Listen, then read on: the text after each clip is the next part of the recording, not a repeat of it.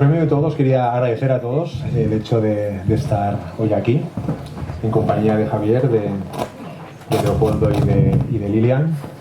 También quería agradecer al club el espacio que nos ha cedido, maravilloso. Tengo un amigo que es Plácido Lara, muchos lo conocéis, que tiene una frase con la que solemos bromear, ¿no? Que es que suele decir: me voy a prestigiar esta cena con mi presencia, ¿no? Creo que en este caso el prestigio que dan los protagonistas del libro, el hecho de que estén aquí, es totalmente cierto, ¿no? O sea, creo que hay que agradecerles el que hayan venido aquí hoy, que estén aquí con nosotros, dando fe de este maravilloso libro que ha escrito Javier, ¿no? También quería agradecer a Javier el que me dé la oportunidad de estar aquí hoy con vosotros, ¿no?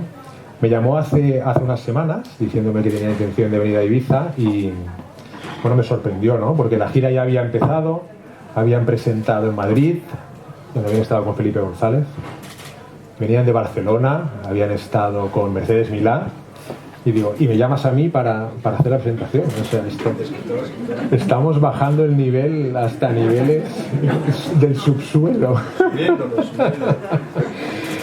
Entonces, pues nada, te quería dar pues las gracias, ¿no? O sea, por el honor de estar aquí con vosotros, ¿no? Hoy, pues nada, haré una breve introducción, ¿no? Sobre qué implica que Javier escriba un libro. Después harán una charla, ¿no? Haré alguna pregunta poca. Y después lo que me gustaría sería que el público, sé que algunos de vosotros ya habéis leído el libro, sé que otros no, pero que habéis seguido perfectamente la historia pues, de Leopoldo y de Lilian, o sea, pues que hagáis preguntas. Y después, pues Javier y los protagonistas pues firmarán libros y habrá un vino también, ¿no? A cortesía del club. Entonces, bueno, lo que me planteaba era que, bueno, Javier publica un nuevo libro. ¿Esto qué implica, no? O sea, que Javier saque un libro. Implica 3 años de trabajo, un proyecto del que tiene que enamorarse, que es lo que le lleva a escoger un tema, ¿no? Implica que, por lo tanto, la historia que escoge, sea la que sea, en este caso,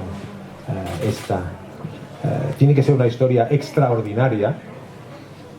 Implica que es una historia con un perfil humano muy, muy duro. Es decir, duras las circunstancias. No, correcto. ¿Se oye esto bien? Duras son las circunstancias, porque ellos duros no son, al contrario. Más amables no pueden ser. Quiere decir que aquí lo que es duro es lo que les ha tocado vivir. Sí, pero, o sea, es una historia en la que un ser humano, una familia en este caso, con todo lo que lleva detrás, que es un país, pues, o sea, es una historia de superación total. Sí, a ver, es una historia... yo les conocí cuando recién llegados a España. Ellos habían protagonizado huidas espectaculares que cuento en el libro para salir de Venezuela y poder reencontrarse aquí en el exilio. Y me contaban lo que habían vivido con una especie de facilidad, como si eso le pasa a todo el mundo. Y yo me decía, pero es increíble esta historia que me estáis contando. Yo vi ahí la posibilidad de contar no solo una buena historia, sino de llenar ese hueco que no existía, que no había realmente literatura de los últimos años de la tragedia que ha vivido ese país. No había nada realmente escrito. A través de ellos he podido contar un poco y también hacer un homenaje a los más de 8 millones de venezolanos que han tenido que salir. Es la mayor migración conocida en tiempo de paz. Nunca antes había ocurrido una cosa igual, porque no ha habido un terremoto, no ha habido un desastre natural.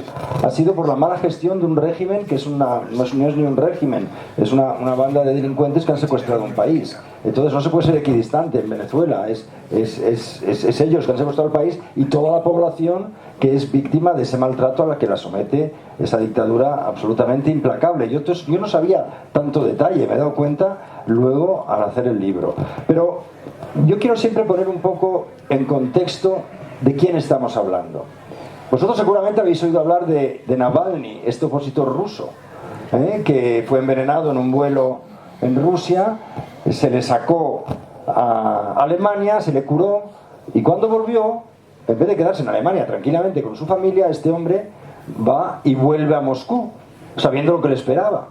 Se mete en la boca del lobo. Y quizá pague con su vida el haber tomado esa decisión, porque lo están intentando quebrar, y de muy mala manera en estos días, de hecho. Hay otro personaje en Centroamérica que se llama Monseñor Rolando Álvarez. Es el obispo de Managua.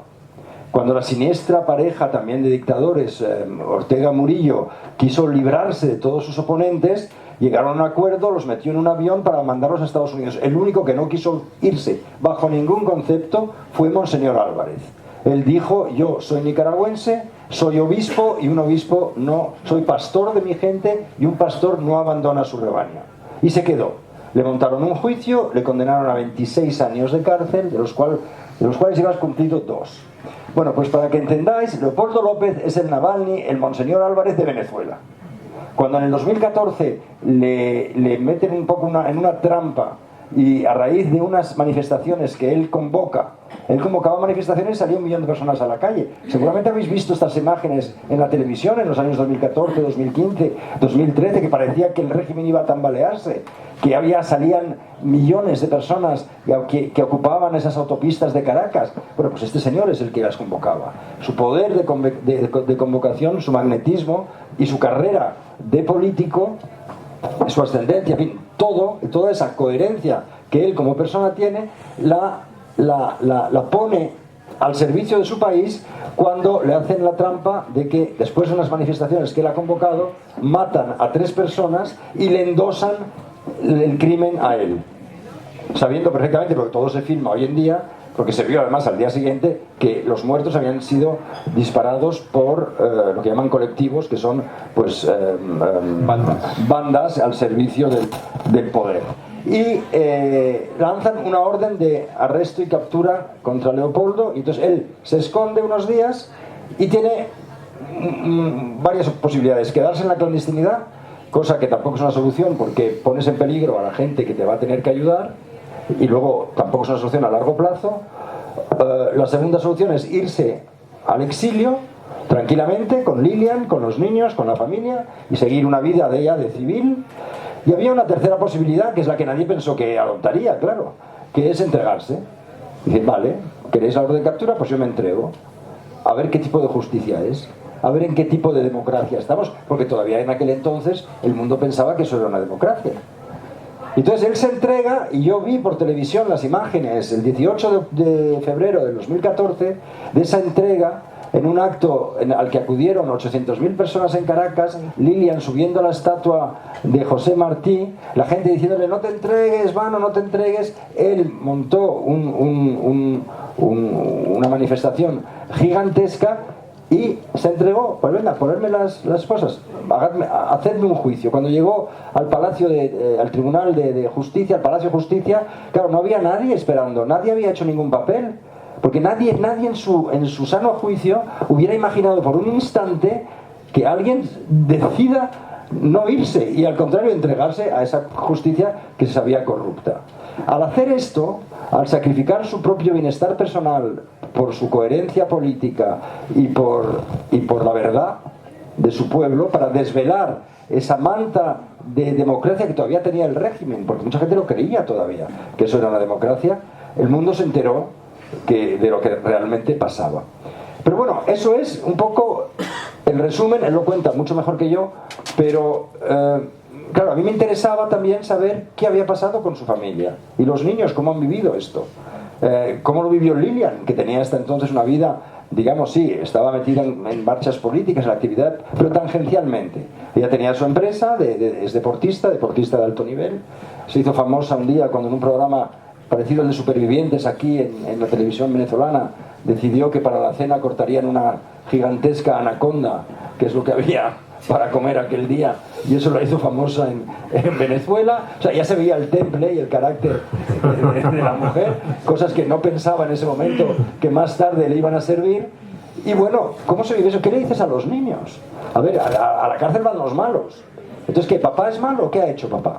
Bueno, eso ella lo cuenta maravillosamente bien y os lo va a contar ella, ¿no? Pero lo que quería es ponernos un poco en contexto de quién estamos hablando. A mí, elegí contar esta historia de Venezuela, yo tengo un vínculo afectivo con Venezuela porque mi padre trabajó allí, yo conocí ese país en los años de la bonanza económica, en los años 70 y 80 del siglo pasado, nos hace muy viejos todo esto, pero es verdad, me lo recorrí de cabo a rabo, era la aventura, era la prosperidad, había unos coches que no se veían aquí, unas autopistas que no se veían aquí, vamos, era otro mundo, yo quería irme a vivir allí.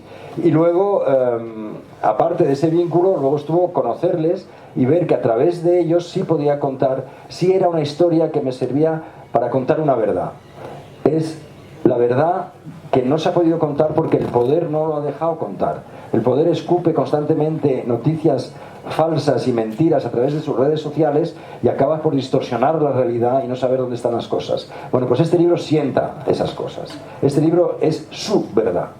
Y al ser su verdad, es la verdad también de todos los venezolanos que se han tenido que ir y que están sufriendo, han sufrido o están sufriendo todavía este régimen atroz, que no se puede llamar ni régimen porque ya queda muy poco. Está, por supuesto, más allá de la ideología, ya que no tiene nada que ver derechas e izquierdas. Esto, como os decía antes, es un régimen de delincuentes. De hecho, la cabeza de Maduro está puesta a precio, 15 millones de dólares si alguien consigue llevar a Maduro a entregarlo a las autoridades, o 10 para llevar a Diosdado Cabello también. Entonces hay maneras de ganar el dinero todavía hoy en día en esta tierra y encima limpiarla de escoria, ¿no?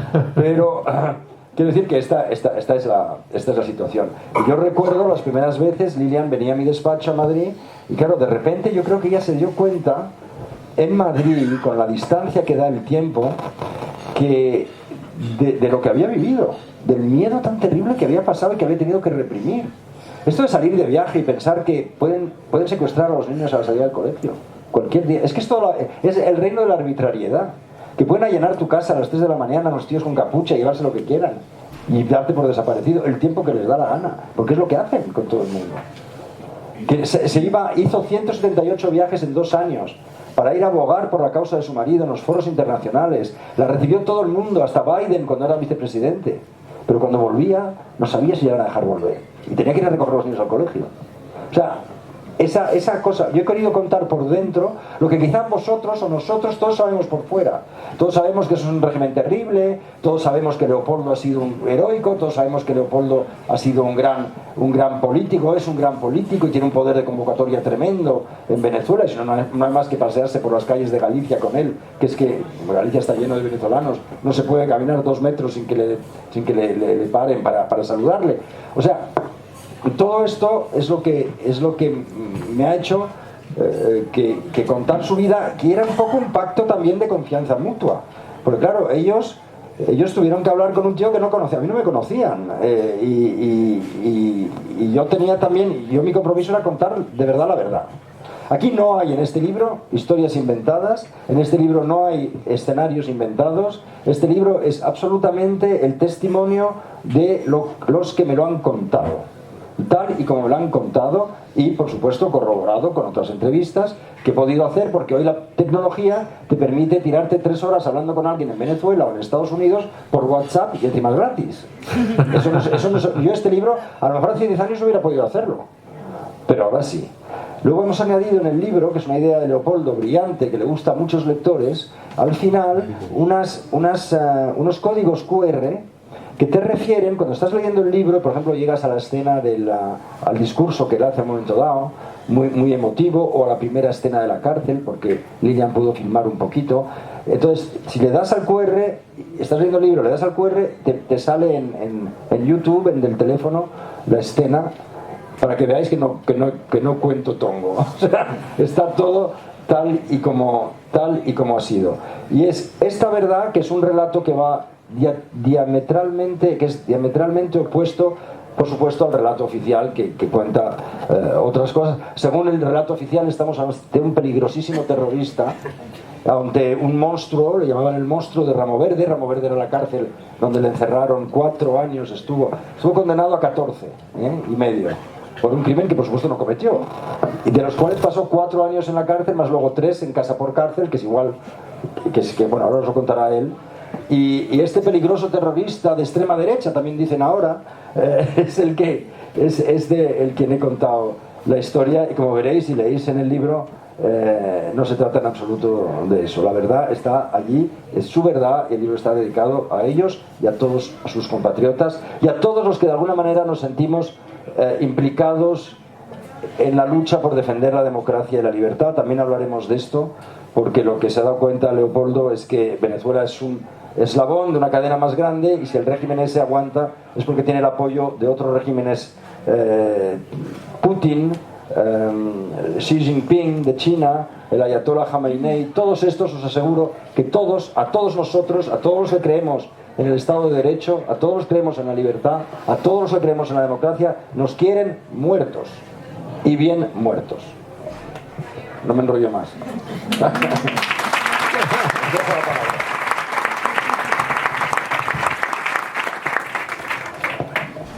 Por favor, Leopoldo.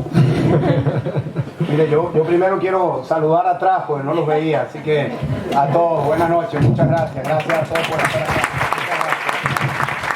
Gracias.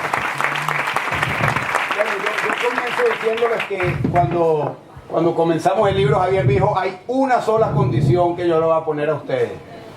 Me estaba esperando cualquier cosa, y Javier me dijo, cuando publiquemos el libro tenemos que ir a Ibiza a presentar el libro. Entonces, bueno, ya te cumplimos, Javier. Estamos acá. Yo agradecido aquí a todos los que habéis venido, por supuesto, muchas gracias, porque esto es como que el Club Náutico me ha hecho una fiesta de amigos aquí para ver tantas caras conocidas. Gracias a todos. No, muchas gracias. Gracias al Club Náutico, gracias Javier, gracias al alcalde, al exalcalde, senador, a todos ustedes, compatriotas, hermanas, hermanos venezolanos que también están acá. Muchas gracias, de verdad muy emocionado de estar aquí con ustedes. Somos un país de 30 millones de habitantes y hoy 8 millones. Eso es más del 25% de la población, está por el mundo. Gente que viene de todos los rincones de Venezuela, te las encuentras en todos los rincones del mundo. Y nadie sale de su tierra sin que haya una razón, solo si eres un explorador o eres un aventurero. Pero la mayoría de las personas del mundo se quieren quedar en su tierra, con su gente, y salen buscando oportunidades. Y esos 8 millones de venezolanos también son a quienes honra este libro, y Javier siempre lo dice, y yo lo reitero, porque cada venezolano tiene una historia que contar. Las hermanas que están aquí son de Rubio, un pueblo que está frontera con Colombia, un pueblo que ha tenido la situación de ver los grupos armados que han venido desde Colombia, Venezuela, que han tomado el control. Y cada venezolano en cualquier rincón tiene una historia que contar. Esta es nuestra historia, que queremos presentarla como parte de lo que ha sido la lucha por la libertad de un país que se niega a vivir en dictadura, pero que tenemos que hacer lo posible para salir de esta situación. Y les digo algo, siempre me preguntan, bueno, ya Venezuela no está en el ciclo de noticias. Bueno, hemos dejado de estar y volveremos a estar, porque si algo les puedo decir es que los venezolanos no nos hemos rendido, y que hemos hecho todo. Hemos salido a las calles, hemos ido a las elecciones, nos hemos sentado en las mesas de negociación, hemos buscado alianzas dentro y fuera, hemos hecho todo, y todavía sigue la dictadura, es cierto, pero seguimos en ese camino. Y la historia de Venezuela, cuando logremos la libertad, va a contar este tránsito de estar arriba, de estar abajo, de estar cerca, luego de sentirse lejos, de sentir la emoción de estar muy cerca del cambio, y luego sentir la frustración de que ese cambio no haya llegado, y cómo seguimos adelante. Porque yo no tengo ninguna duda que Venezuela está destinada a ser un ejemplo de libertad, de democracia, de reconstrucción, y es mucho lo que nos ha tocado aprender. Bueno, este libro, que agradecemos mucho por parte de Javier, como él lo dijo, lo único que le dijimos a Javier, aparte de que íbamos a venir a Ibiza, es que de nuestra parte lo que le pedíamos es que contara la verdad. No le digamos nada distinto. Nosotros le íbamos a contar lo que pasó, lo que habían sido las circunstancias, y que él lo corroborara con quien quisiera hablar, con quien quisiera investigar. Pero lo único que le pedimos, y así ha sido, y lo agradecemos, es que allí está plasmada la verdad de una etapa muy dura para Venezuela y muy dura para nosotros, pero de la cual yo en lo personal, y sé que Lilian tampoco, no nos arrepentimos, a pesar de que fue dura para mí, para mi esposa y también para mis hijos. porque mi hija Manuela tenía 4 años cuando yo fui a la cárcel, mi hijo Leopoldo tenía 1 año. Los primeros 4 años de su vida, cuando tuvo alguna noción de memoria, era la visita a la cárcel de Ramo Verde. Manuela, de sus 4 a sus 8 años, la memoria que tiene de esa edad tan crítica de un niño cuando está creciendo era la de su madre viajando y abogando por la libertad de los presos políticos, y la de su padre encerrado en una cárcel. Y luego estuvimos en casa por cárcel.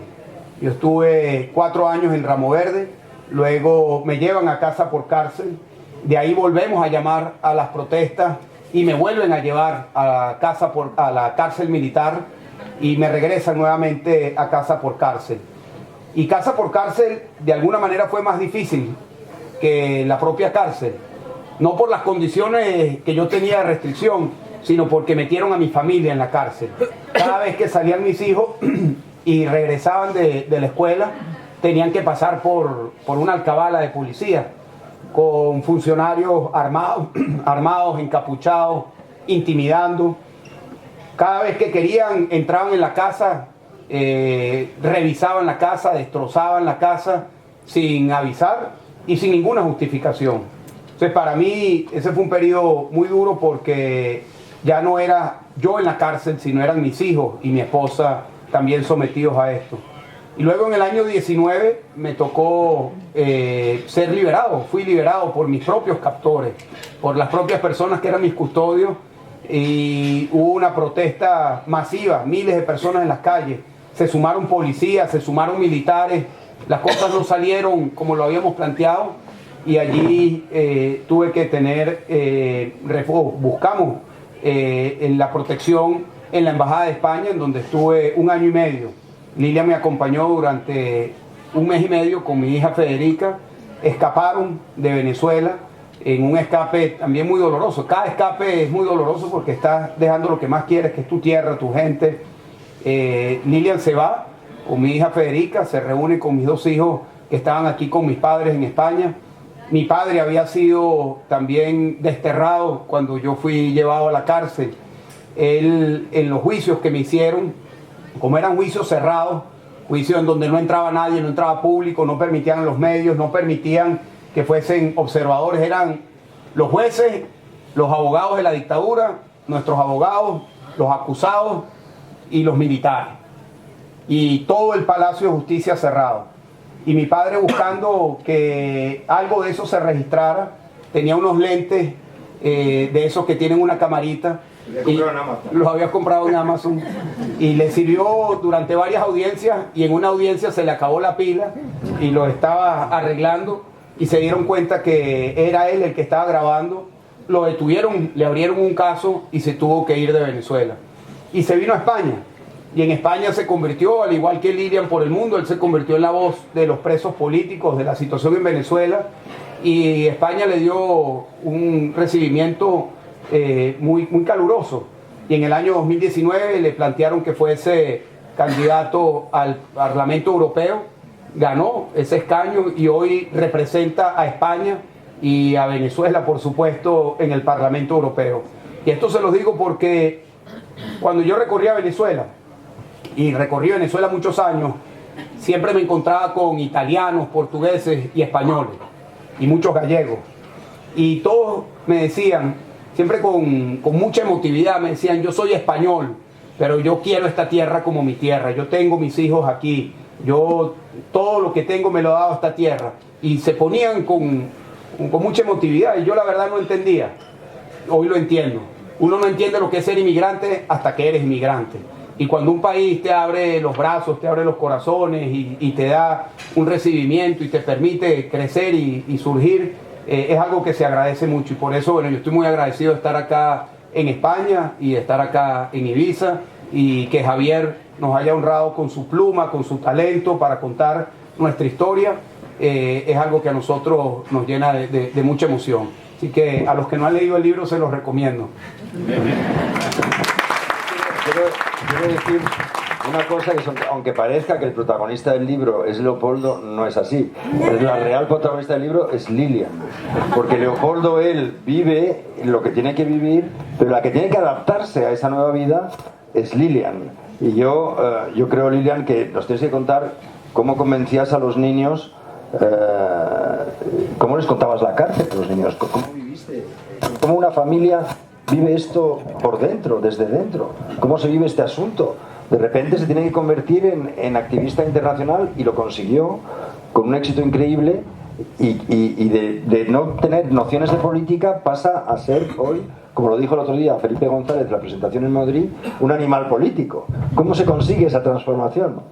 Bueno, gracias Javier, gracias a todos, qué emoción. Yo me siento igual que en la presentación de Madrid, así que eres como Felipe González, o mejor. Qué maravilla venir a Ibiza y ver a tanta gente que lee, que está cerca de la literatura, que está cerca de la cultura, que a nosotros nos estamos acercando cada vez más gracias a Javier Moro, y que es gente que quiere saber de historia, ¿no? Y en este caso la historia de Venezuela. Así que gracias por venir a todos, porque el libro es Venezuela. El libro, más allá de Leopoldo, de Lilian, es muchos Leopoldos y muchos Lilian que siguen en Venezuela y que están regados por el mundo soñando con volver.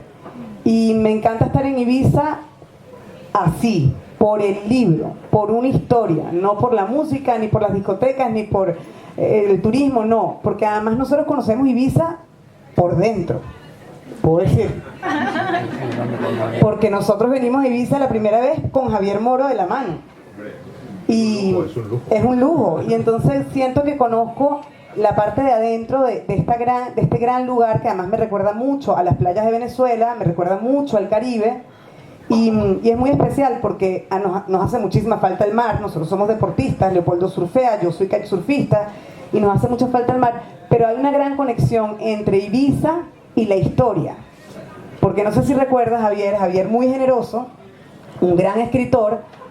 Un día vinimos a Ibiza, él estaba escribiendo el libro y me compartió las primeras 60 páginas del libro. Sí, era aquí, sí. Y yo, cuando él me lo da, yo casi que temblaba. Léelo, a ver qué te parece. Yo.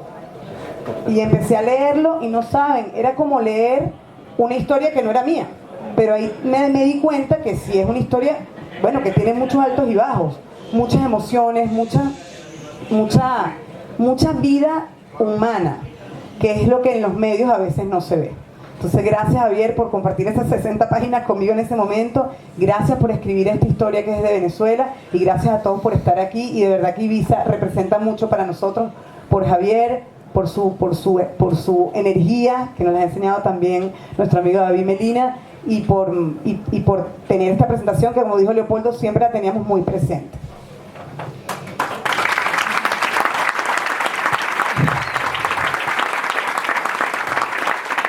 Bueno, necesitamos que Javier escriba otro para volver. No hace falta, no. Otros escritores que escriban para volver a Ibiza y seguirlos visitando. Bueno, la transformación yo creo que la tiene cualquier mujer cuando está en un momento de crisis. Las mujeres somos muy fuertes y poderosas. Y la verdad es que sacamos de adentro ese amor y esa pasión. Y como yo siempre digo, cuando hay propósito y hay amor, todo se puede. Claro, yo no tenía ni idea de nada. Yo no sabía qué eran los derechos humanos, tal cual como lo escribe Javier en el libro. Alguien me dijo el otro día, ay, pero Javier Moro te pone como muy inocente. Y yo, bueno, es que yo era así. O soy así. Yo iba a visitar a Leopoldo a la cárcel súper nervioso y le preguntaba en la celda, dime qué hacer. Y Leopoldo me miraba con los ojos puyudos y me decía, tú sabes qué hacer. Y yo, no sé qué hacer. Dime qué hacer. Y Leopoldo me guió muchísimo. O sea, Leopoldo de verdad es un gran maestro porque me guió mucho. Mira, Leopoldo, que ahora tengo una reunión con el presidente de México. México, te va a recibir México, porque era así como imposible que México nos recibiera. Sí, ¿y qué les digo? Entonces Leopoldo me decía, esto. Yo me lo aprendía de memoria, iba y taca. La verdad que eso del gran amor, yo creo que lo que hay en matrimonio es un gran equipo. Y nosotros hicimos equipo. Y eso me ayudó mucho a esa transformación. Y amor también. Sí, amor también.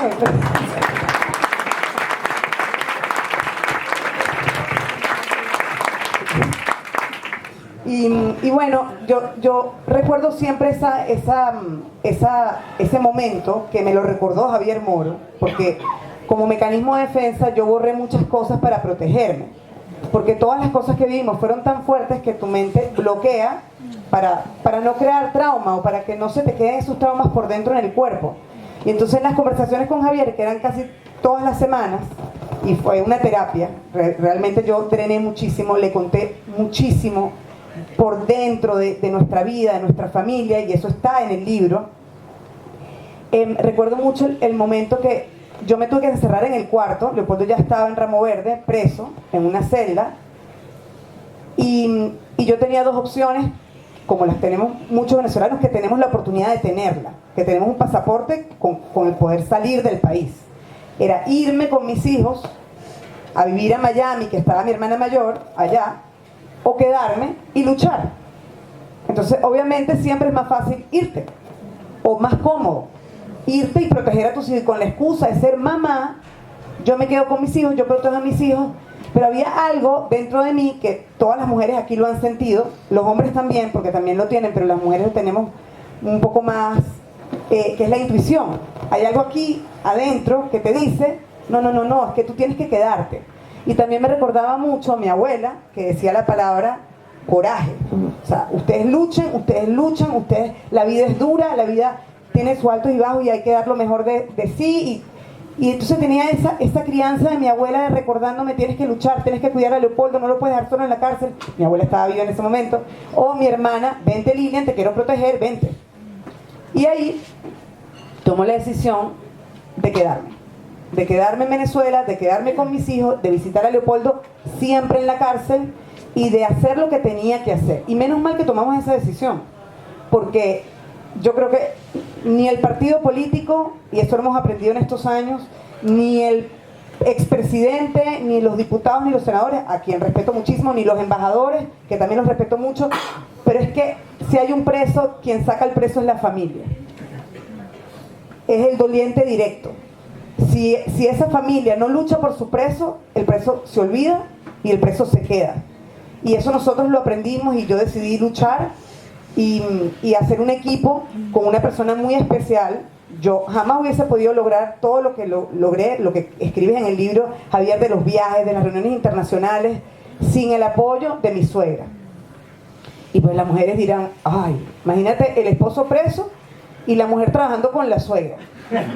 O sea, una combinación, es una licuadora ¿de qué? La definición del infierno. Bueno, era raro, pero imagínense ustedes que es lo que hace el amor, que es que hasta esa relación de suegra-nuera, que era una relación como todas, suegra-nuera, a distancia, se fue puliendo y engranando tanto, que hicimos un tándem y nos unimos por amor a Leopoldo. Y ella como mamá, tratando de sacar a su hijo de la cárcel. Imagínense ese dolor de mamá. Y por supuesto mi objetivo era devolverle el papá a mis hijos. Entonces esa combinación era tan bonita y ese tándem se logró. Y bueno, lo condenaron a 14 años, pero a los 7 ya está relativamente libre. Está en España, un gran país, gracias a España por recibirnos, pero obviamente nuestro sueño es volver a Venezuela. Cuéntanos cómo fue la sentencia, porque no se esperabais 14 años. Lo de la sentencia, el juicio es otro libro, siempre te lo digo, porque fue un juicio muy largo, donde a él no le aceptaron ni pruebas ni testigos, donde la semióloga, que es una de los peditos del régimen de Maduro... No, porque hay que explicar por qué fue el juicio. Porque el juicio fue por el arte de la palabra. No, el juicio, no había nada que ellos pudiesen identificar como un delito. Yo no había cometido ningún delito, no le había hecho daño a nadie. Y cuando los jueces, que no se lo esperaban, el régimen no se esperaba, como lo dice Javier, que yo me entregara, tuvieron que inventar un juicio. Y lo que inventaron fue que los discursos que yo había dado, convocando a las manifestaciones, habían sido la razón por la cual se había generado la violencia, que había sido la dictadura que mató a la gente. Y algo tan torcido como eso fue lo que se llevó a juicio. Y todo el juicio era el análisis de esos discursos. O sea, era un juicio por la libertad de expresión. Y la semióloga, que es a quien está refiriendo Lilian, que es uno de los personajes del libro, era la experta que trae la dictadura para determinar con su experticia que efectivamente esos discursos habían incitado a la violencia, habían incitado al odio. Y ella, cuando lee los discursos, los analiza, concluye que eso no fue así, que yo jamás había convocado a la violencia. Ella sufre las consecuencias, la atacan, la señalan como enemigo, se tiene que ir también del país. Ella también se convierte, estando en una posición de victimario o victimario en potencia, se convierte en víctima y tiene que también salir de Venezuela. Ella se llama Rosamelia Azuaje, vive en Argentina, es venezolana, y son uno de esos personajes que yo creo en que en la vida hay esos personajes por montón. Sí, cuando todo el mundo esperaba que ella hiciese el juego al régimen y condenase a Leopoldo diciendo que sí, que esto había sido el origen de la violencia, ella actuó como lo que realmente era, una académica. Sí. Ella fue fiel a sí misma, ella no se vendió. Y eso que había tenido un pasado había sido muy chavista, pero ella, sí, en el fondo, yo me he dado cuenta después que representa a muchos chavistas que abrazaron la revolución, que creyeron en la revolución, porque es verdad que en Venezuela había un problema de desigualdad muy grande y que en algún momento fueron idealistas y creyeron. Lo que pasa es que a todos estos les ha desilusionado también esta revolución.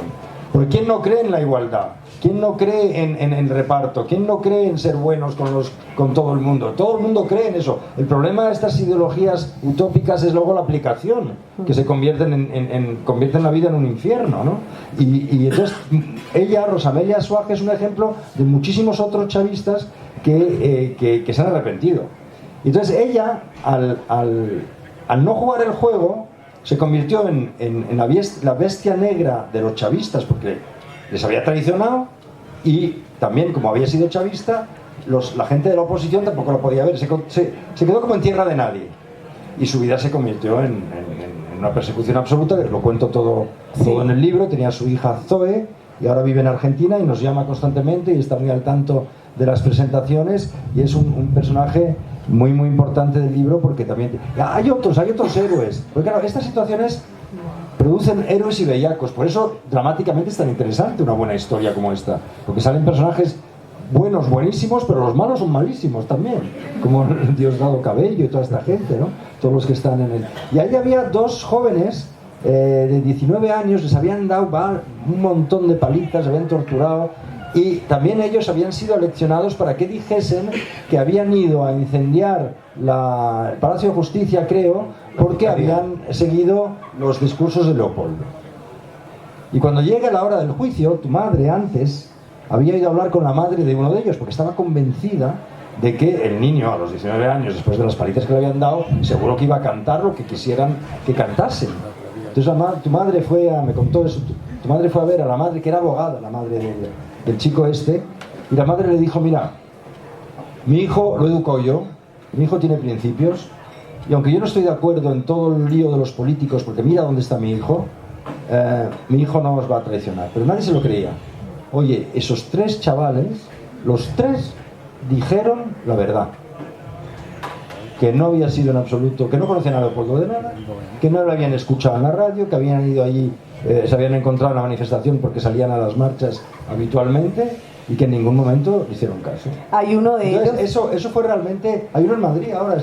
Sí, y hay uno de ellos que, estando en el juicio, porque estábamos todo el tiempo viendo todo lo que decían, estaban en el ¿cómo lo dicen aquí? En el estrado del acusado, y entonces empiezan a preguntarle: no, porque tú seguiste las instrucciones de Leopoldo López el 12 de febrero, el Día de la Juventud, porque tú... Y él dice: porque tú eres del partido de Leopoldo López, porque tú... Y él dice: disculpe, fiscal, el único partido al que yo pertenezco es el de fútbol de mi universidad. Y todo el juicio era como, cuando él dijo eso, yo decía: qué inocencia y qué verdad. Decía, es que no, los únicos partidos que juego yo son fútbol en mi universidad porque soy del equipo de fútbol de mi universidad y yo no conozco a Leopoldo López. Ahora, lo poco que lo conozco, lo admiro, decía. Porque ellos se conocieron en los pasillos del Palacio de Justicia, de Injusticia.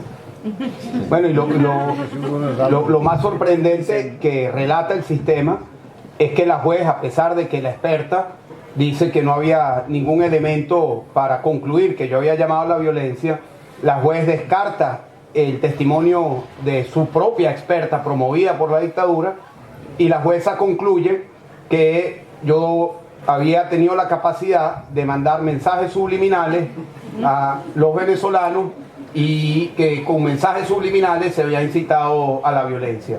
Y con esa frase me condenan a 14 años. Y eso creo que es un retrato de la justicia injusta de un sistema como el que está en Venezuela. Yo la semana pasada estuve en Sudáfrica, en parte de una iniciativa que tenemos de unificar a quienes estamos luchando contra las autocracias. Y ahí nos reunimos con varios de los movimientos que están en África en la misma lucha. Y pudimos leer y compartir mucho sobre lo que fue el régimen del apartheid, que fue horroroso y que fue un régimen, por supuesto, condenable. Pero lo que más me sorprendió es que había, dentro de todo eso, había cierto Estado de Derecho. O sea, a Mandela cuando lo juzgan en un juicio abierto y lo juzgan con el debido proceso. Y lo condenan frente a sus familiares, frente al público, con los estrados llenos de gente. La prensa podía ir, y eso fue hace más de 50 años. Y nosotros no tuvimos esa oportunidad. El juicio, para que tengan una idea de cómo es lo torcido del sistema en Venezuela, son juicios sumarios, son juicios cerrados, son juicios en donde no hay elemento sobre el cual debatir, porque ya la decisión está tomada. Lilian y mi madre, desde que yo llegué a la cárcel, pensaban que a los 45 días iba a salir y luego que a los 3 meses, cuando fuese la segunda audiencia, iba a salir. Y yo siempre les decía, no, eso no va a ser así. No piensen que eso va a pasar en los tiempos que dice la dictadura, porque nos vamos a hacer presos también del tiempo que nos están poniendo ellos. Y cuando tú te pones una expectativa que no se cumple, cuando llega ese momento en el que no se cumple, te llenas de frustración. Y por supuesto cuando me condenan a 14 años fue un momento muy duro de todo este proceso, pero a mí no me sorprendió, porque yo sabía que esa era la intención desde el principio por parte de la dictadura. A nosotros sí, fue horrible. Pero eso pasa, miren, eso sigue pasando hoy en Venezuela. Hace 2 días detuvieron a un activista por unos mensajes que puso en las redes sociales. Eso sigue pasando en Venezuela. Hace 2 años, unos compañeros de nuestro movimiento fueron a conmemorar el asesinato de Leomar Lander, que ocurrió en el año 17, en agosto del año 17. Y fueron a poner un grafiti. Aquí mataron a Neomar. Y los metieron presos por poner un grafiti. Entonces, esto yo creo que es importante entender el nivel de represión, de persecución, de censura y de miedo. Pero con todo y eso, esas historias que se multiplican de mujeres, hombres, movimientos que siguen luchando por la libertad, siguen estando allí en Venezuela. O sea, yo lo que espero del libro es que esto le abra la creatividad, el interés a personas como tú que puedan escribir, que puedan buscar otras historias, porque es la historia de un pueblo que se ha rebelado de muchas maneras en contra de una tiranía que sigue allí, pero que con estas historias nosotros lo que esperamos es que se llenen de fuerza quienes tienen que seguir luchando, quienes tenemos que seguir luchando, y quienes están afuera que entiendan que la llama por la lucha por la libertad de Venezuela no se ha apagado y que sigue allí. Y esto nos toca a todos. Y hay algo que siempre decimos en las presentaciones, pasen un libro para mostrarlo, que siempre lo recordamos mucho, ¿no? Porque nos quieren muertos a todos los estudiantes, a todos los que protestamos, a todos los que queremos libertad, los quieren muertos. Y hoy en Venezuela hay 270 presos políticos todavía, presos en la cárcel y en cárceles donde torturan. Pero que nos gusta mucho recordar que esta historia no se ha terminado. La historia de Venezuela no se ha terminado, la gente está ya luchando de pie. Tenemos una candidata presidencial que es María Corina Machado, que es fuerte, está preparada, es buena, tiene todo nuestro apoyo, y nosotros todos los venezolanos y todos los españoles que han apoyado tanto nuestra causa, tenemos que estar de pie y fuertes para lograr la libertad.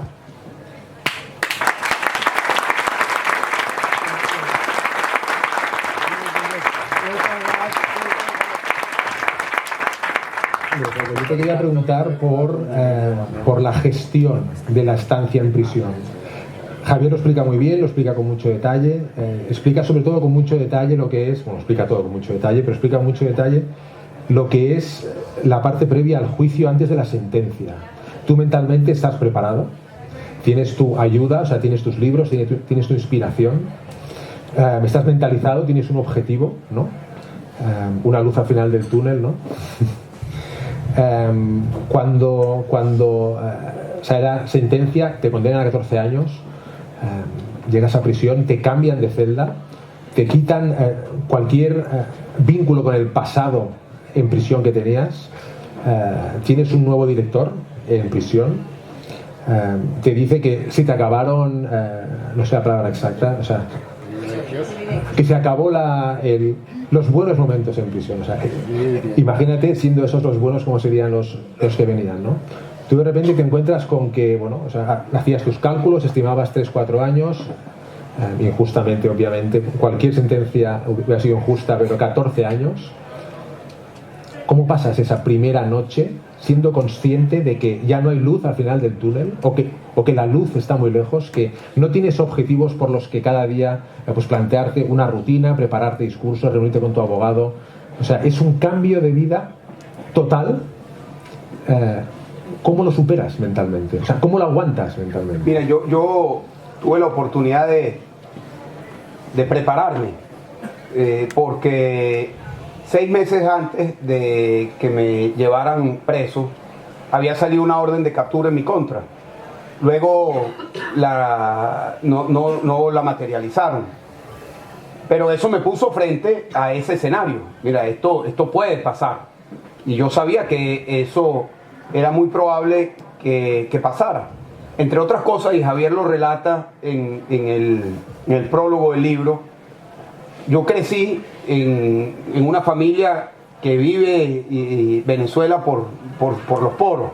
Mi bisabuelo estuvo preso también, estuvo muchos años preso, y la historia de mi familia siempre era la historia de mi bisabuela, que se llevó a sus hijos a Estados Unidos y los educó, y la historia, por alguna razón, en mi familia, la historia del bisabuelo preso no era la historia de la que se hablaba, sino era la historia, que está muy bien, la historia de la abuela que sacó la familia adelante, que se fue al exilio. Pero a mí la que siempre me marcó como niño era la historia de mi bisabuelo, porque aquellos eran los momentos de una Venezuela democrática. Yo no me entraba en mi cabeza cómo por las ideas se podía ir preso. Pero esa es una historia con la que yo crecí. Eso lo tenía como preparación, y también leí mucho sobre historias de presos en Venezuela. La historia política de Venezuela desde que somos república es la historia del exilio, la cárcel y la política. Y eso se ha repetido durante décadas. Y leí mucho sobre la experiencia de presos en Venezuela y fuera de Venezuela. Y todas las experiencias son distintas, pero había algo que todos repetían: la rutina. Hay que tener una rutina. Y yo la primera noche en la cárcel me planteé una rutina muy, muy sencilla, que me sirvió mucho, que era hacer 3 cosas todos los días. Yo decidí que todos los días iba a rezar. Yo soy católico, me formé en una familia católica, pero como creo que muchos católicos, ¿no? Que te bautizan, vas a la primera comunión, y cuando tienes un problema un Ave María, y cuando tienes una necesidad un Padre Nuestro, y no mucho más, ¿no? Pero tenía eso, y tenía eso que me ayudó mucho. Lo segundo que tenía en mi rutina era leer, escribir, dibujar. Aprendí a dibujar y hacer ejercicio de la cabeza. Y lo tercero era hacer ejercicio físico. Y esas eran las 3 cosas que yo hacía todos los días. Y todos los días, de alguna manera, como los alcohólicos, ¿no? Que vive un día a la vez. Yo me planteé vivir la cárcel un día a la vez. sin plantearme la semana que viene, o el mes que viene, o el año que viene, porque sabía que la prisión del tiempo me podía jugar en contra.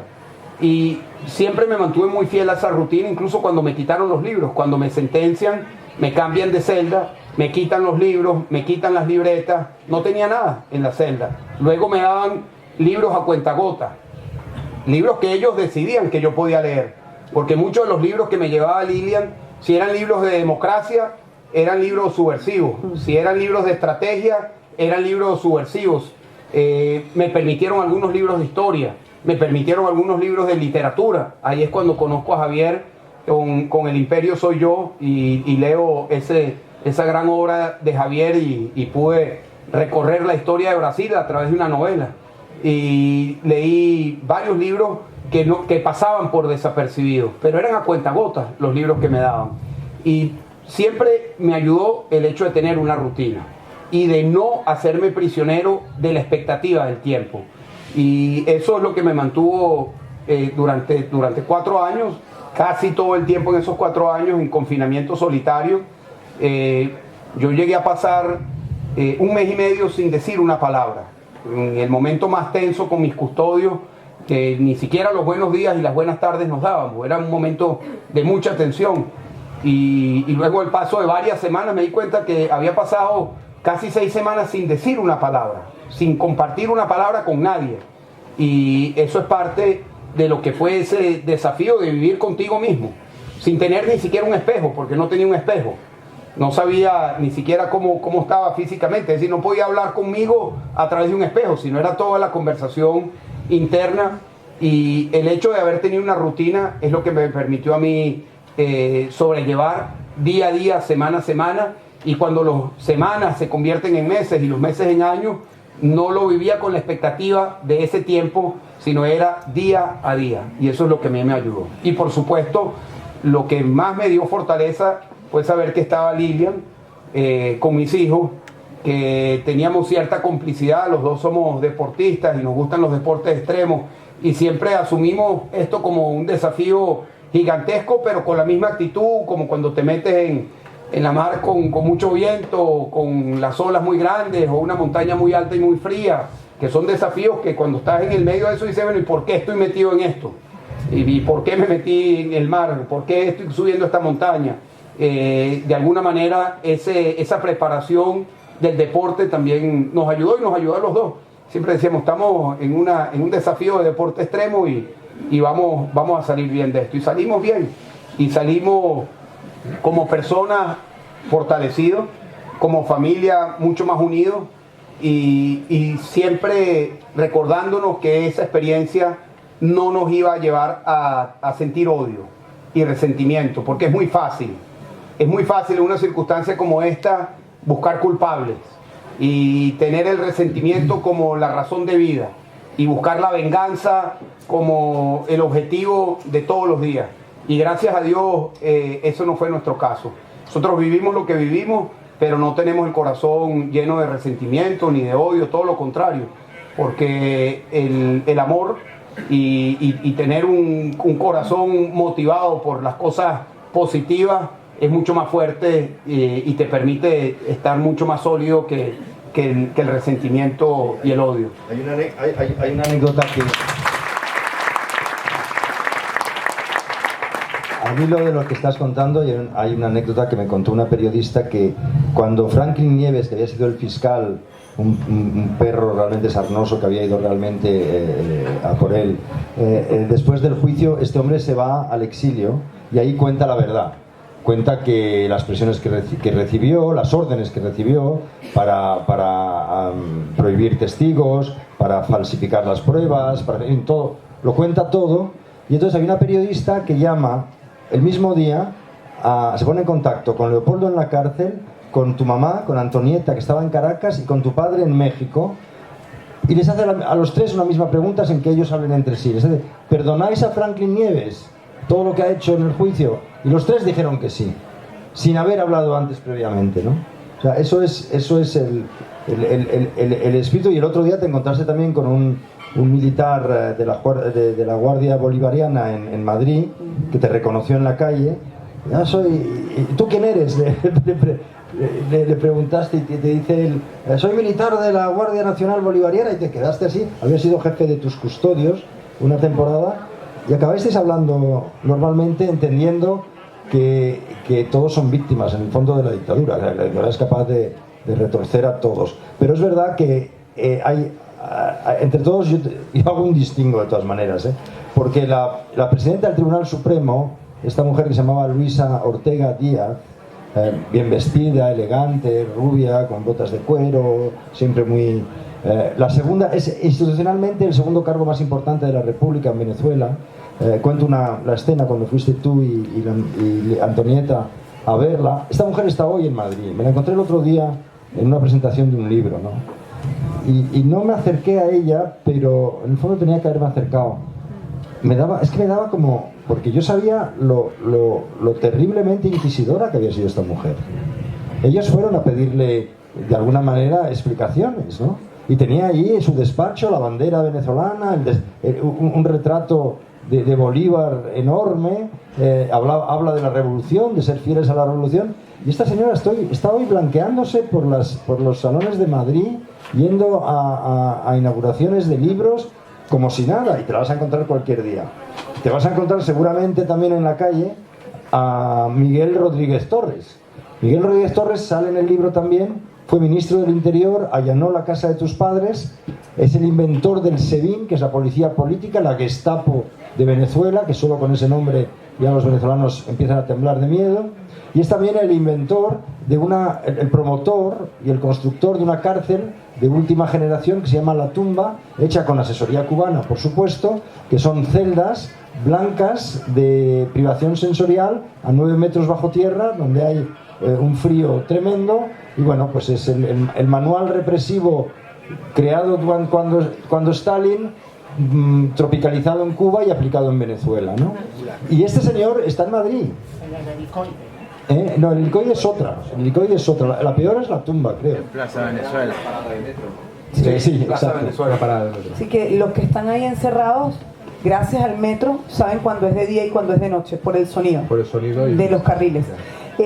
Javier, escuchando a Leopoldo, yo creo que es importante resaltar, nosotros todo el tiempo estamos agradeciendo que la historia esté escrita, Claro, la verdad de la historia, la verdad nosotros la sabemos, la gente cercana la sabe, de repente los abogados la saben, pero es importante recordar que desde hace muchos años en Venezuela, por la estructura rusa y cubana, los medios de comunicación están absolutamente controlados por el régimen. Y esto es muy importante, yo lo quiero decir aquí porque hay que hacer conciencia. Las dictaduras comienzan por lo constitucional y por los medios de comunicación. Cuando se meten en el tema de la Constitución, corrígeme tú, cuando empiezan a mover temas judiciales, ojo. Y cuando empiezan a meterse en los medios, ojo. ¿Por qué? Porque Leopoldo estaba preso y él cuenta que él hacía toda esa rutina y todo el tiempo lo estaban grabando. Todo el tiempo, a toda hora. Nuestras visitas conyugales, nuestras visitas más privadas las grababan. Y luego en el canal del Estado salían nuestras conversaciones. Y ellos grababan todo el tiempo todo lo que hacíamos nosotros. Y a Leopoldo lo grababan todo el tiempo vigilándolo. Pero una vez cada 2 semanas, una vez cada 3 semanas, sacaban a Leopoldo a propósito, lo ponían a jugar básquet o lo llevaban al médico, mentira, a que lo chequearan y le tomaban video y fotos. Y eso lo pasaban en el canal del Estado. Entonces, para los venezolanos, yo era una inventora, yo soy una showcera, como me decían ellos todo el tiempo. Yo estaba todo el tiempo inventando esto que yo estoy denunciando, y ellos en televisión le mostraban a la gente algo falso. Era Leopoldo López está muy bien, Leopoldo López, incluso decían, es el líder de la oposición, Leopoldo lo cuidamos en la cárcel, lo atendemos. Leopoldo perdió, y puedes mostrar 2 piezas dentales. Muéstralo, Leo. Es mentira que fue el dentista, es mentira que le dieron... se me infectaron y imagínense tener un problema en una muela y no poder ir al odontólogo. Y un día, bueno, tenía la cara hinchada y me tuvieron que llevar de emergencia, y cuando me llevan al hospital militar, llegamos y estaba rodeado, bueno, decenas de policías encapuchados, y me ponen allí en la silla del odontólogo y la doctora me dice, yo no te puedo atender, porque era la doctora con 4 o 5 hombres con un fusil apuntándola, y ella me decía, bueno, yo así no puedo, y la verdad no tenían anestesia, no tenían nada, y me arrancaban la muela, o sea, muy doloroso. Eso que comentaba Javier, de que nos conseguimos con estos personajes, esta mañana, cuando agarré el taxi para el aeropuerto, siempre hay venezolanos, pero este venezolano era un venezolano que había trabajado en la policía política, en el DGCIM, había sido subinspector del DGCIM y tiene 12 años aquí en España, y me relató muchas de las cosas a las que él estuvo expuesto, de vinculación del régimen de Chávez en aquel momento con la FARC, con el narcotráfico. Eso me pasó esta mañana. Es decir, eso es algo que diario. Es a diario. Y son muchas personas que estuvieron en el sistema y ya no están. Pero pueden echar esos cuentos, pueden dar esos relatos de lo que es el horror desde adentro, de lo que fueron las torturas.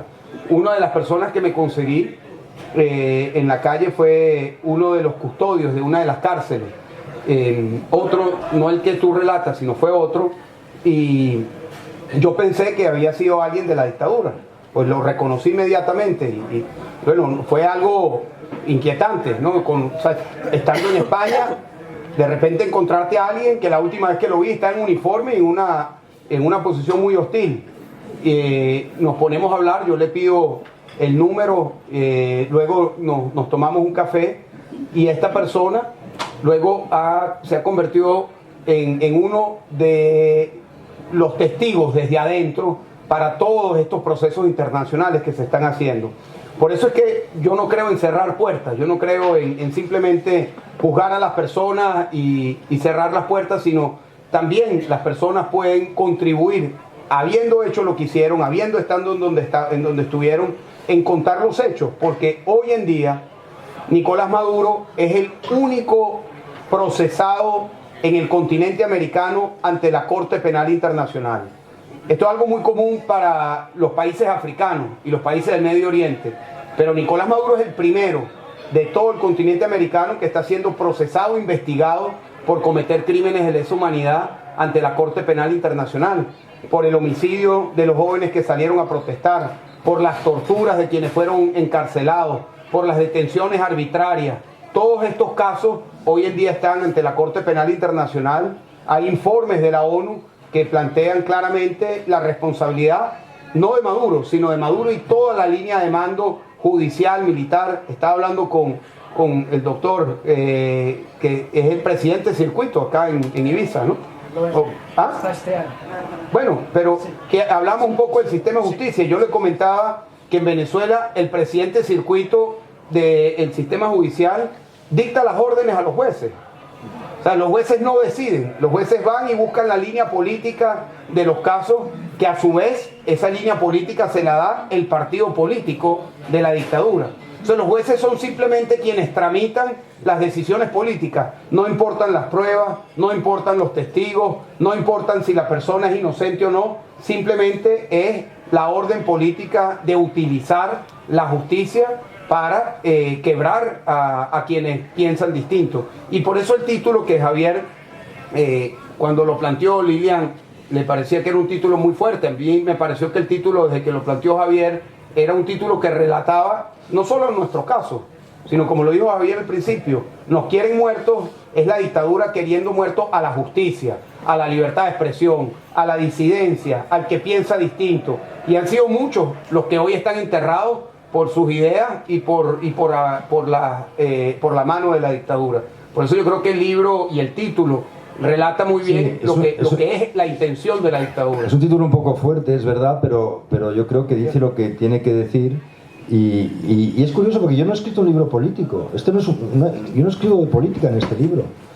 Te diré que ni siquiera es un libro sobre la historia de Venezuela. Es un libro, yo cuento la historia de gente, de estos personajes que se ven envueltos en esa tremenda prueba que les pone la vida y cómo salen de ella, ¿no?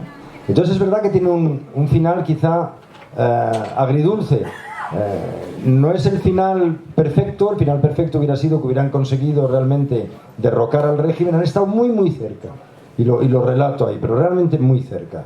Pero el intento ya ha sido tan heroico que merecía por lo menos que quedase en los anales de la literatura, que hubiera un testimonio de ese formidable intento de derrocar el régimen. Pero es una historia que tiene un final feliz. ¿Por qué? Porque aquí están para contarlo, porque muchos otros no han conseguido estar aquí para contarlo. Y cuando leáis el libro y veáis cómo han llegado hasta aquí, os daréis cuenta de lo que significa lo que os estoy diciendo, ¿no? Sí.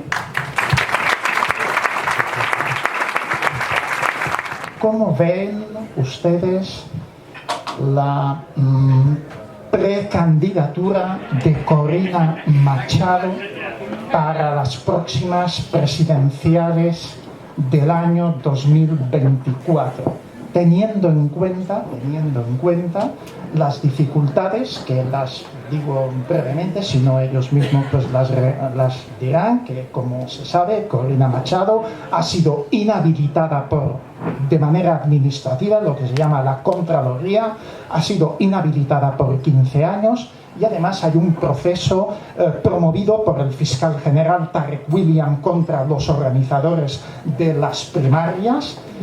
Y me gustaría también preguntar si puede tener alguna influencia los acuerdos de Barbados recientemente adoptados entre el gobierno y la oposición venezolana para llegar a unos comicios competitivos en el año 2024.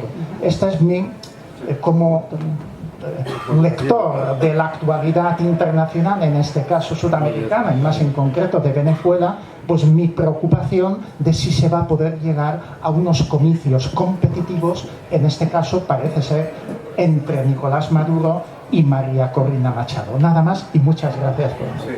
No, muchas gracias. Y usted tiene un conocimiento muy detallado de Venezuela.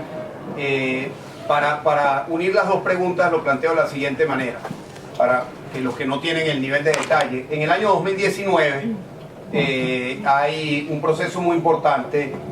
Maduro, al haber tenido unas elecciones fraudulentas en el año 2018 y que no fueron reconocidas esas elecciones del año 2018, nosotros habíamos ganado la Asamblea Nacional con 2/3 a finales del año 2015. La Constitución de Venezuela establece que el presidente se tiene que juramentar ante la Asamblea. Y como la Asamblea la controlaban los sectores democráticos, Maduro no se presenta. Y la misma Constitución establece que de no presentarse el presidente, asume el presidente de la Asamblea como presidente encargado. Y esa ventana constitucional es lo que lleva a que Juan Guaidó se convierta en el presidente encargado. Ese mismo mes, el mes de enero del año 19, comienza un proceso de negociaciones. De hecho, yo estuve involucrado de establecer los primeros contactos con los noruegos como mediadores. Y fue un proceso que durante los primeros meses no fue público, luego se hizo público, y que el proceso se fue llevando con sus altos y bajos. La dictadura nunca cumplió con lo que se había comprometido y el proceso se fue alargando.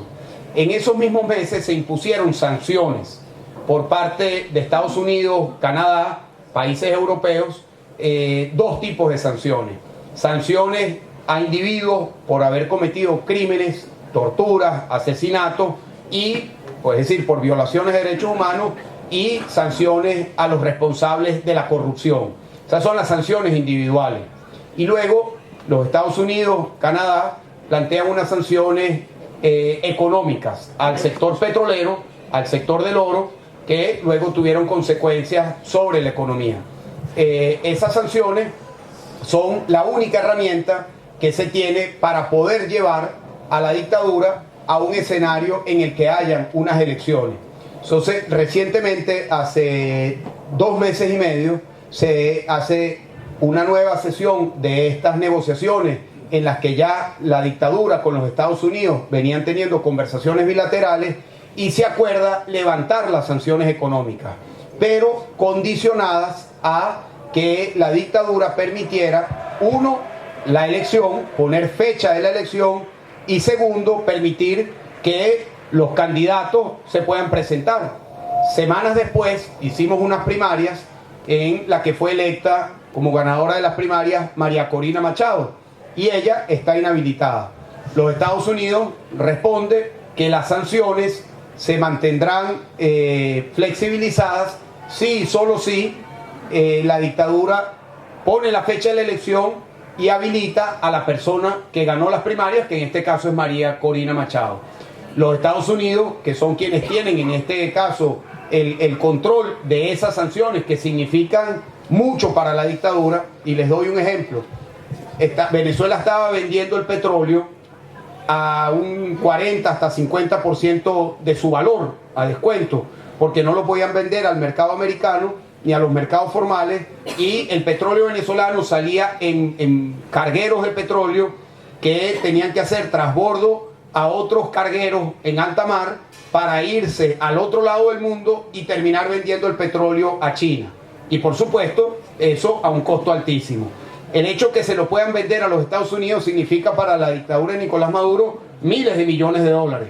Entonces, ellos tienen el incentivo económico, y la contraparte es que se permita que se den las elecciones y que se habilite, en este caso, a la candidata electa en las primarias, que es María Corina Machado. Estamos en pleno desarrollo de eso. Estamos en pleno desarrollo. Usted me pregunta qué esperamos que pueda pasar. Nosotros esperamos que este año que entra, el año 24, sea un año de nueva movimiento de la política en Venezuela, nueva atención. Nosotros hemos vivido 20 años en ciclos, como lo dije antes, hemos estado arriba, hemos estado abajo, hemos movilizado millones de personas a las calles, la gente ha salido de las calles, y eso ha pasado muchas veces. Yo espero que el año 24 sea un año que marque un nuevo ciclo, un nuevo inicio de movilización y de atención del tema de Venezuela a nivel internacional. Porque lo que estamos pidiendo los venezolanos es elecciones.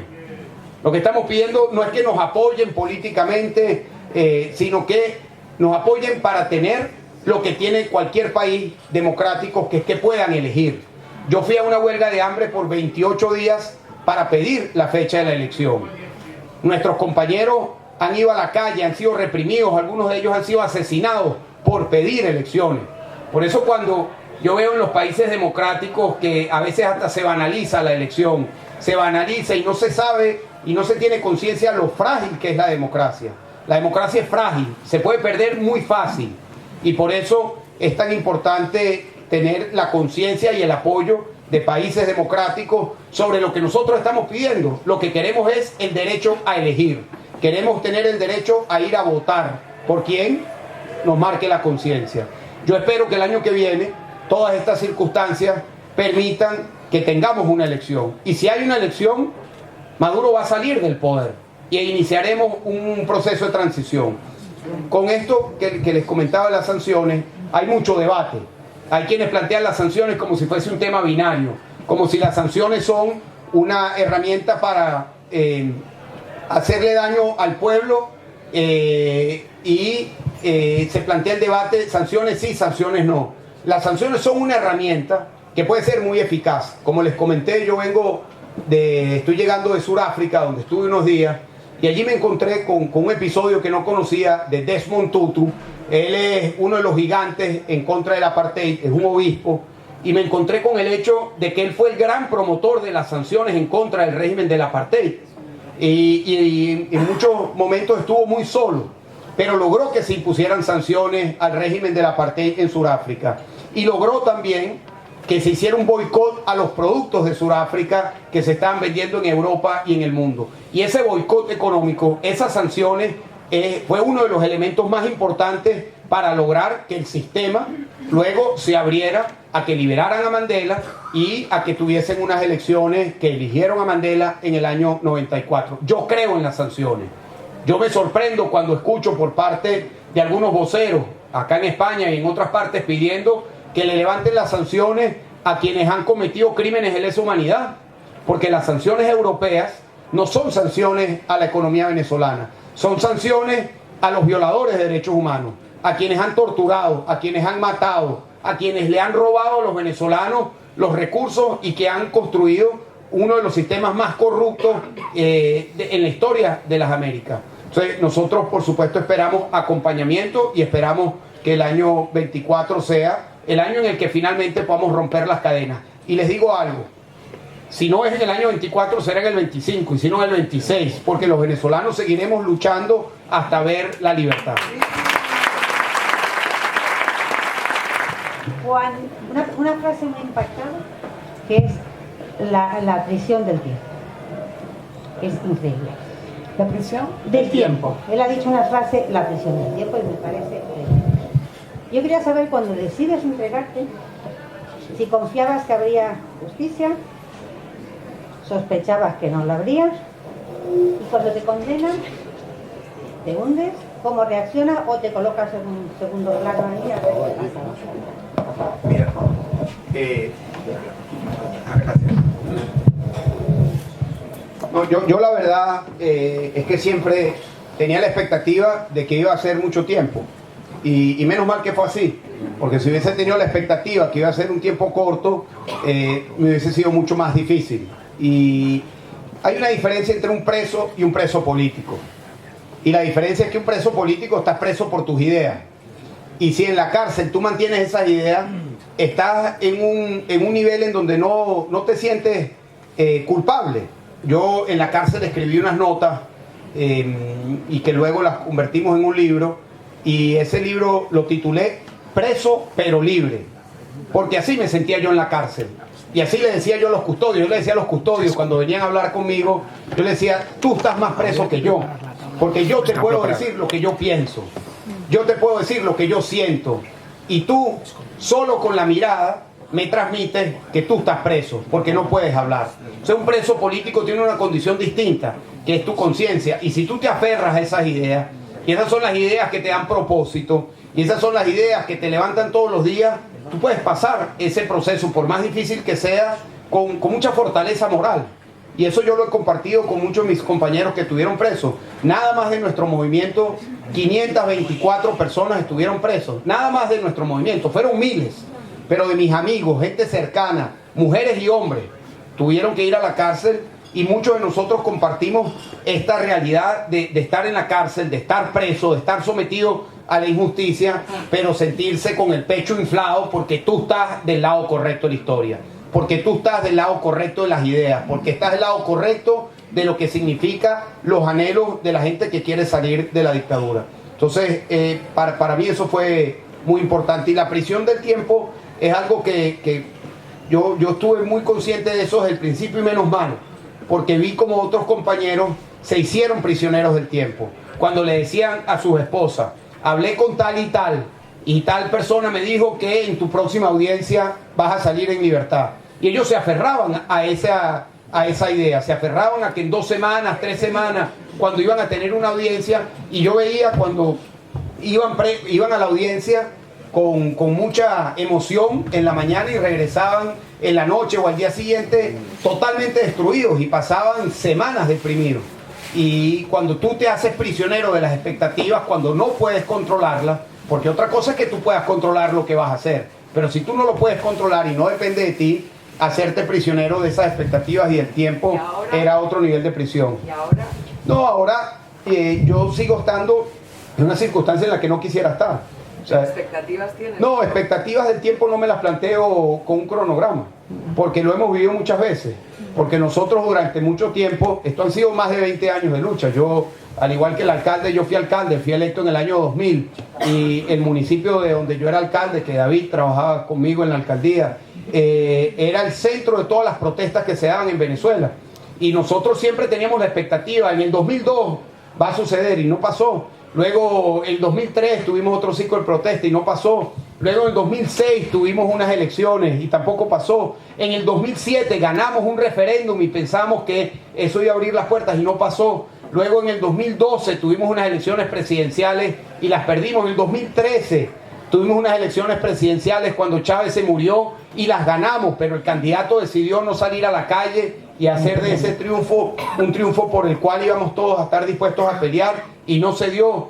En el 2014 estuvimos 4 meses en las calles, pensábamos que se iba a dar el cambio allí, no se dio. En el 2017 tuvimos 5 meses en las calles, 5 meses en las calles de Venezuela, miles de personas protestando todos los días y no se dio. Entramos en el 2018 en un bache de depresión, pero llegó enero del 2019, Guaidó se convierte en el presidente encargado y eso volvió a levantar las expectativas. Los Estados Unidos, Canadá, Europa, Colombia, Brasil y muchos países apoyaron la causa y pensamos, bueno, esto es lo que necesitábamos, el apoyo internacional. Y tampoco sucedió. Poco sabíamos nosotros que cuando se habla de apoyo internacional, una cosa es recibir un apoyo en un papel, en una declaración, cuando la contraparte, Maduro, estaba recibiendo apoyo real, fáctico, de China, de Rusia, de Turquía, de Irán, de Cuba, apoyo que se traducía en dinero, en inteligencia, en apoyo diplomático. Y bueno, no se dio en el año 2019, llegó el COVID. Pensaba yo también, equivocado, de que el COVID iba a ser un escenario de presión para las dictaduras. Y sucedió todo lo contrario en Venezuela y en todo el mundo. El COVID fue un momento en el que las dictaduras se fortalecieron, desde China hasta Venezuela, pasando por todas las dictaduras africanas. Se debilitaron las democracias. Y bueno, pensábamos que de esa no íbamos a salir y llegamos a donde estamos hoy, el año 2023, en donde tuvimos una primaria y estamos nuevamente en un ciclo. Entonces yo preguntarte si te ves en Venezuela el día de mañana. Sí, claro que me veo en Venezuela, claro, y espero que eso sea lo antes posible. Sí. Y espero que sea... Y todos vamos. Claro, pero una cosa es tener la expectativa y otra es aferrarte a una fecha. Sí. Porque si te aferras a la fecha, cuando no sucede, lo que tiene como consecuencia es la Sí, frustración. pero mira, con la pregunta que le haces a Leopoldo, que es muy buena, yo tengo 2 momentos que he admirado mucho a Leopoldo. La primera, cuando se iba a entregar, me acuerdo que nos despedimos en una cocina de un apartamento donde tú estabas escondido, y yo entré y le dije, no te entregues, te van a meter preso en unas cárceles que son horribles en Venezuela, te pueden hasta matar dentro de la cárcel. Aquí no hay justicia, tú sabes que aquí no hay justicia, en este país no hay justicia, ¿por qué te vas a entregar? Y Leopoldo me dijo, precisamente para que el mundo sepa que aquí no hay justicia. Esa fue su respuesta. Y a mí, yo me quedé sin palabras. O sea, él me respondió eso y yo lo miré y fue así como, ok, te respeto. Y la segunda vez, que también recuerdo mucho, en pleno juicio, le tocaba hablar en el estrado, ahí todo, en ese saloncito de madera, que te dolía la columna porque estábamos sentados por horas ahí hasta las 3 de la mañana en las audiencias, y él le tocó hablar y dijo, yo prefiero explicarle a mis hijos por qué su papá está preso que explicarle a mis hijos por qué no tienen país. Otra frase.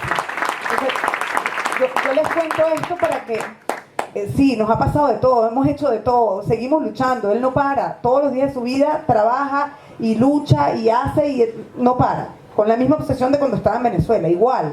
Yo digo, la gente me dice, ya pasó, y yo no ha pasado. Yo sigo, o sea, sigo apoyando a Leopoldo en su ritmo de vida, que es impresionante, es admirable. Pero esas 2 frases ahora las recuerdo y digo, es un poco, ¿qué es lo que haces tú por tu nación? ¿No? ¿Qué haces tú por tu país? ¿Qué haces tú por el futuro? Y eso, yo te admiro mucho por lo que has hecho.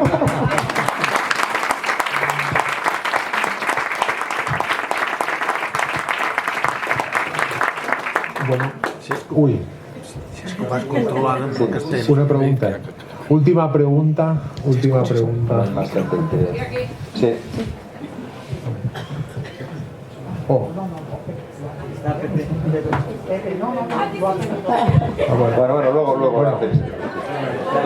Ahora Farani. Me gustaría decir, lo primero, no es pregunta, es, después de haber sufrido todo lo que habéis sufrido, me encanta ver cómo ella lo mira a él. O sea, es maravilloso. Habemos personas que no hemos sufrido ni la mitad y no conservamos esa magia así. Es increíble, yo los admiro mucho por eso. Gracias.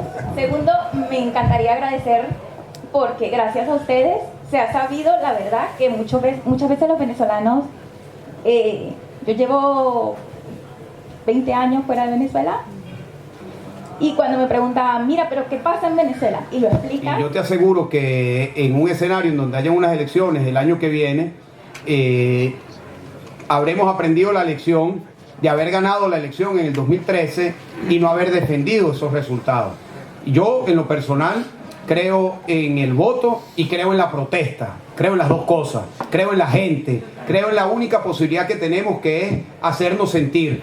Y frente a una dictadura, tú te puedes hacer sentir con el voto, pero también en la calle, de manera contundente, de manera pacífica, pero de manera determinada. Y yo creo que eso es lo que va a pasar.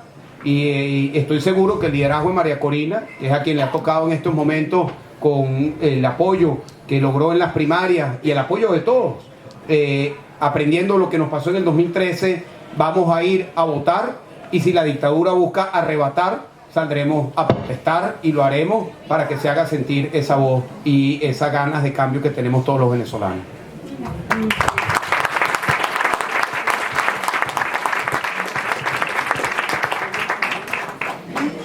Bueno, la legislatura anterior, española, ocurrió un incidente, un montón de maletas que fueron trajinadas a través del aeropuerto y desaparecieron, y no se conoce que hayan pasado control de aduana ni nada, no se ha justificado, no se ha sabido nada de todo esto por parte de la población, la ciudadanía me refiero. ¿Qué tipo de connivencia puede haber entre el gobierno español y el gobierno de Maduro? En cuanto que se esconden estas cosas, no se explican y no conocemos realmente. La gente que ha seguido esta noticia nunca ha tenido unas respuestas oficiales de qué es lo que pasó allí.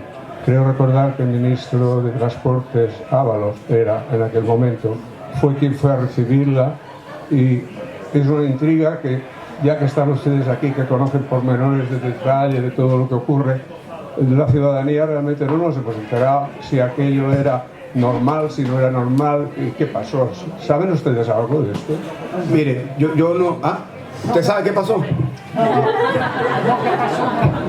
que pasa es que vino la pandemia a los 2 meses, vino la pandemia y se olvidó los detalles del incidente. Mire, yo no sé qué pasó en detalle, pero sí les puedo dar algo de contexto. Delcy Rodríguez, vicepresidente de Maduro, estaba en aquel momento y sigue estando hoy sancionada por España y por Europa. Entonces ya el hecho de que haya venido a España ya es irregular. Lo segundo es que se sabe que maletas van, maletas vienen, cargadas de oro y cargadas de dinero. De eso hay amplísimos reportajes. Aviones cargados de oro de Maiquetía, que es el aeropuerto de Caracas, a Turquía, a Rusia, a Irán. Hay un caso que es el de Alex Saab, que es el testaferro de Maduro, el encargado de las finanzas criminales de Maduro, que fue capturado en Cabo Verde y hoy está extraditado a los Estados Unidos. Y hay amplísima información, reportajes, detalles de este ir y venir de dinero, oro, drogas, porque la economía venezolana ya no es una economía de petróleo. Venezuela, cuando llegó Chávez, producía 3.7 millones de barriles de petróleo. Hoy estamos produciendo menos de 700.000, un colapso absoluto. La economía venezolana hoy es una economía criminal, es una economía que está sustentada en el tráfico de la cocaína, en el manejo oscuro del petróleo, en la extracción criminal y ecocida del oro y en el contrabando. Esa es la economía de Venezuela hoy.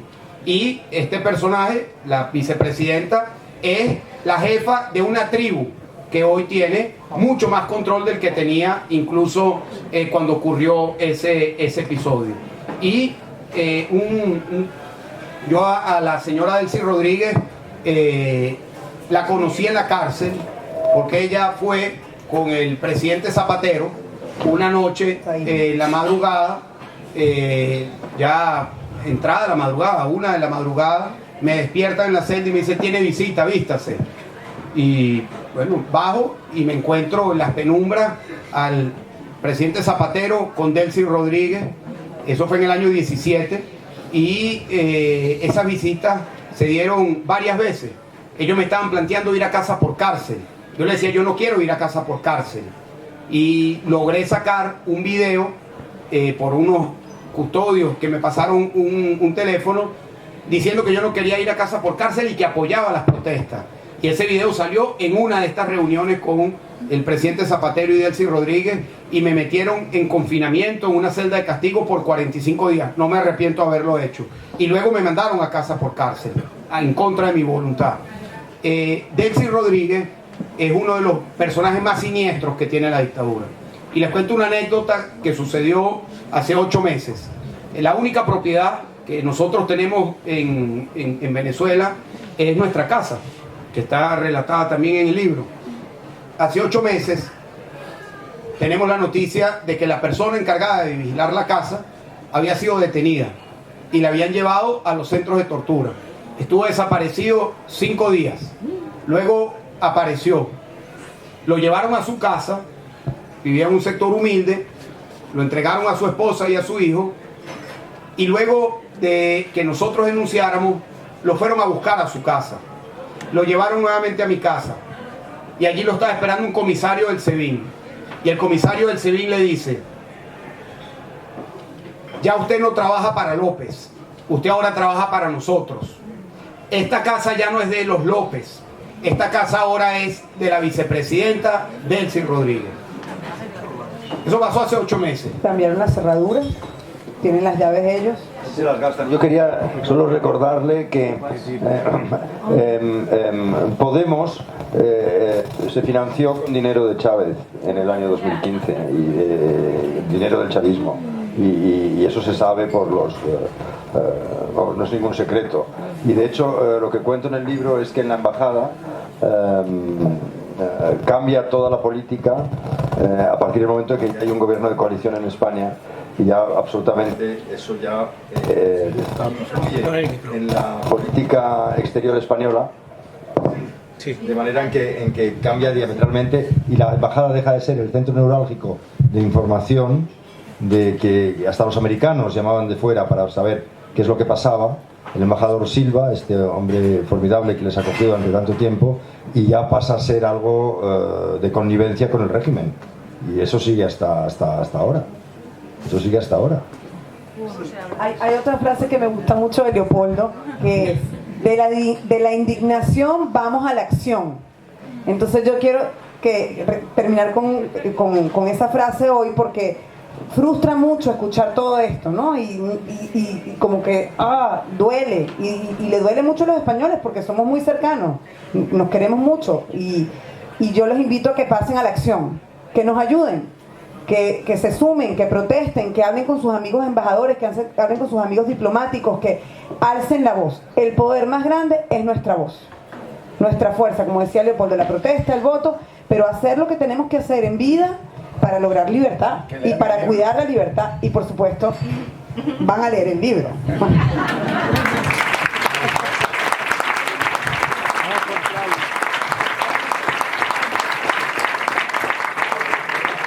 Bueno, tengo malas noticias. Se acaba la presentación. Creo que hemos estado todos muy a gusto. Creo que seguiríamos todos muchísimo tiempo. Creo que hay que buscar otra excusa, Javier, de Pensando Algo. Y bueno, daros las gracias a los tres por todo y por esta experiencia que hemos tenido esta noche. Muchas gracias. Gracias.